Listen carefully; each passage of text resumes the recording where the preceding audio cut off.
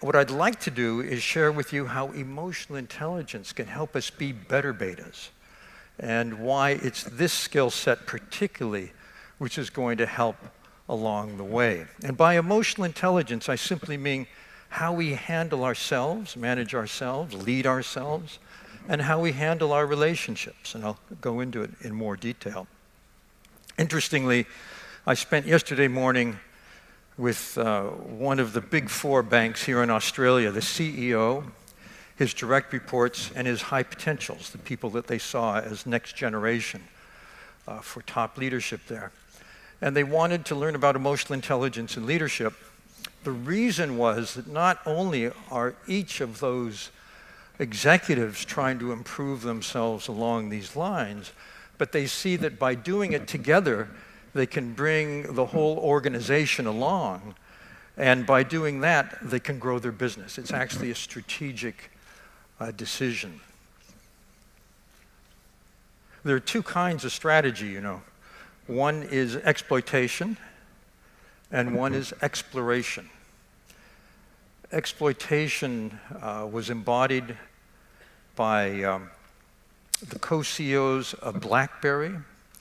Anybody here have a BlackBerry? Exactly my point.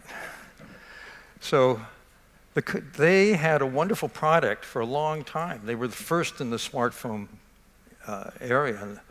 And in that space, they captured the market until something else started to happen. Smartphones were developed by Apple, by Samsung, and they didn't see it coming. They just kept developing their keyboard. In fact, in 2007, there was a small squib in what was then the major news magazine in America, Time magazine. It said, you know, there's a new word in the English language. The word is pizzled. It stands for puzzled and pissed off. And it's how you feel when someone takes out their BlackBerry and starts talking to someone else. Things have changed. The norms for attention have changed. Now we don't feel pizzled. But also you can tell it was 10 years ago because they said BlackBerry instead of iPhone. So the other strategic approach is exploration. That's what Steve Jobs was brilliant at. It's looking at the next new thing, innovating, being able to be there before your competitors. So emotional intelligence may seem counterintuitive, but I'm going to argue that it's what makes us better betas. I first started to realize the importance of emotional intelligence years ago when I went to college. I grew up in a farm town in the Central Valley of California. And actually, the outskirts of Perth reminded me of where I grew up. But this town was not distinguished in any way, but I managed to get into the most competitive college in America because they wanted to diversify. They wanted a kid who was from a public school instead of an elite prep school, and from somewhere else. In those days, that was considered diversification. So I found myself at this fancy college and met a guy who had perfect scores on every college entrance exam. This guy was brilliant, high IQ, but he had a problem. The problem was he couldn't get up in the morning on time, never got to class, never finished his papers. Took him 8 years to get his bachelor's degree. So he was brilliant on the IQ side. He was lacking in terms of how he managed himself. Some years later, I went to my 20th high school reunion, and I met someone there who was the most successful person in our class at that time. And I had known him pretty well in high school. He was someone who was really not a good student. He was so-so, like an average, very average student. But he was a fantastic human being. He was the kind of person who you enjoyed doing things with, who really listened, who was very gracious, put you at your ease, you had fun with him. 20 years later, he was the senior vice president of a company that then was the hottest company going, the hottest sector going. It was cable television. Then at the 40th reunion, I got the rest of the story. This guy had left that company, started his own company, became CEO, sold it at the peak of the market, and did something that, from the point of view of all the people who lived in my hometown, was a mark of success. and that was that he lived on a golf course in Florida. So he had a lot of emotional intelligence, not much IQ. And that makes sense to me.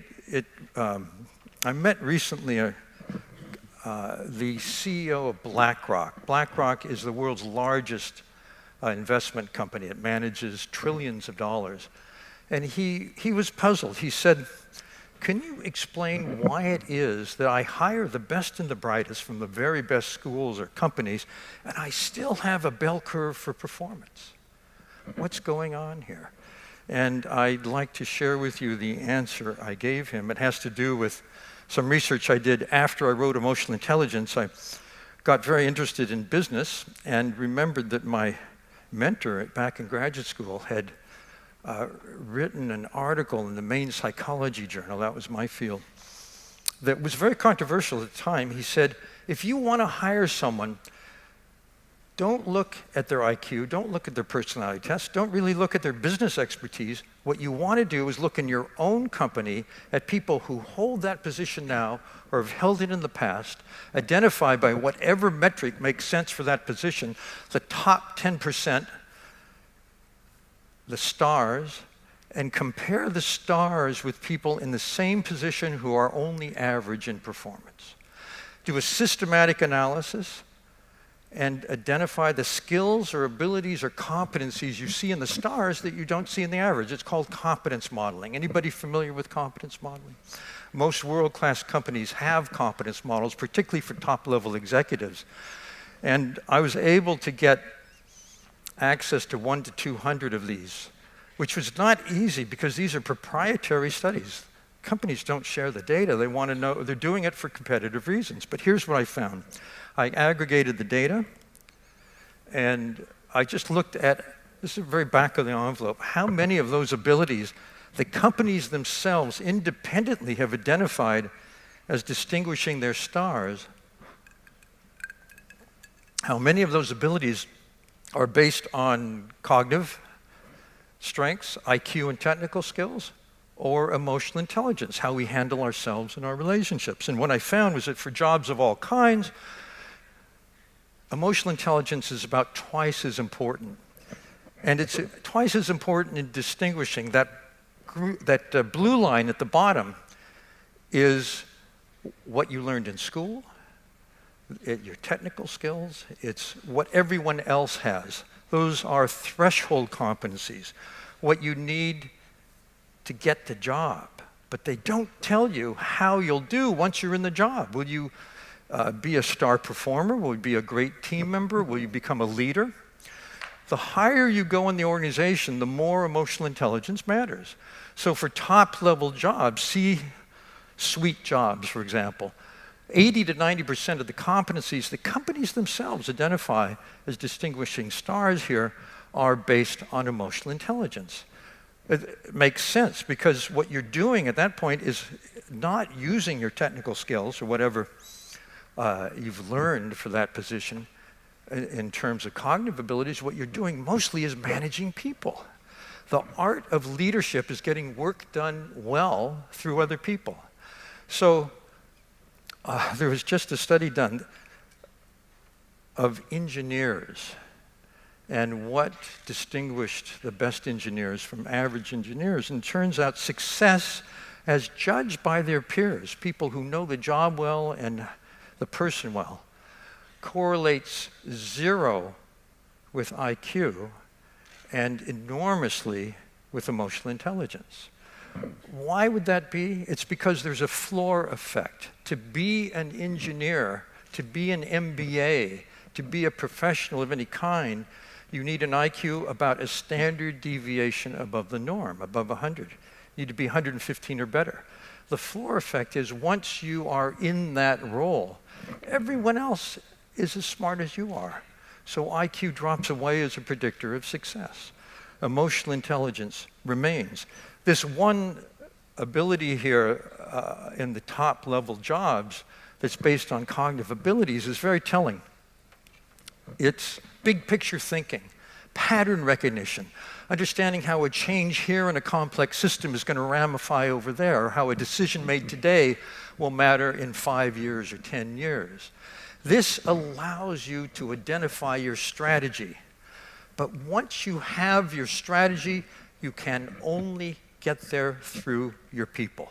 You have to do what? You have to communicate, persuade, listen, dialogue, inspire, motivate, and all of those are emotional intelligence skills.